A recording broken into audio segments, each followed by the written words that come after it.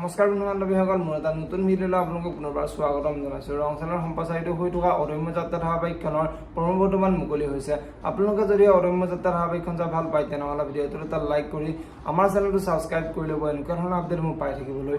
অদম্য যাত্ৰা ধাৰাবাহিকখনৰ আজিৰ খণ্ডিত দেখিবলৈ পাব দুবৰী আজি ৰাহুলহঁতৰ ঘৰলৈ যাব আৰু ৰাহুলহঁতৰ ঘৰলৈ যোৱাত ৰাহুলৰ মাকৰ মনটো বহুত ভাল লাগিব আৰু ৰাহুলৰ মাকে দুবৰী তুমি বহুত দিনৰ মূৰত আমাৰ ঘৰলৈ আহিছা বহা বুলি দুবৰীৰ আগত ক'ব। আৰু তেতিয়া দুবৰীয়ে আচলতে আপোনাৰ দৰকাৰ এটাতে আহিছিলোঁ, মই বিয়াৰ প্ৰস্তাৱহে লৈ আহিছিলোঁ। ভণ্টিয়ে আপোনাৰ ল'ৰা ৰাহুলৰ লগত বিয়া হ'ব বিচাৰে বুলি ৰাহুলৰ মাকৰ আগত কোৱাত ৰাহুলৰ মাক আচৰিত হৈ পৰিব আৰু ৰাহুলৰ মাকে তুমি তাৰমানে আমাৰ ঘৰলৈ বিয়াৰ প্ৰস্তাৱ লৈহে আহিছে নেকি বুলি দুবৰীক সুধিব।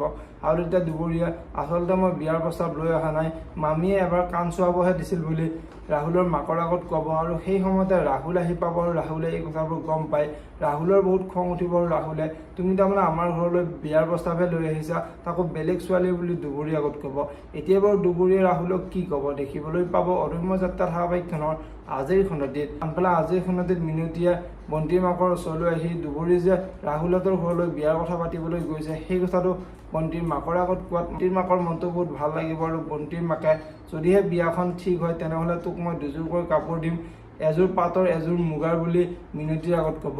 আনফালে দুবৰী ঘৰলৈ অহাত মিনতীয়ে ৰাহুলহঁতে পিছে কি ক'লে, সিহঁতে বিয়াৰ কথাটো মানি ল'লে নে বুলি দুবৰীক সুধিব। এতিয়া বাৰু দুবৰীয়ে মাকক কি ক'ব দেখিবলৈ পাব অদম্য যাত্ৰা ধাৰাবাহিকখনৰ আজিৰ খণ্ডটিত। যদিহে আপোনালোকে অদম্য যাত্ৰা ধাৰাবাহিকখন চাই ভাল পায় তেনেহ'লে ভিডিঅ'টো এটা লাইক কৰি আমাৰ চেনেলটো ছাবস্ক্ৰাইব কৰি ল'ব। এনেকুৱা ধৰণৰ আপডেট মোক পাই থাকিবলৈ ধন্যবাদ।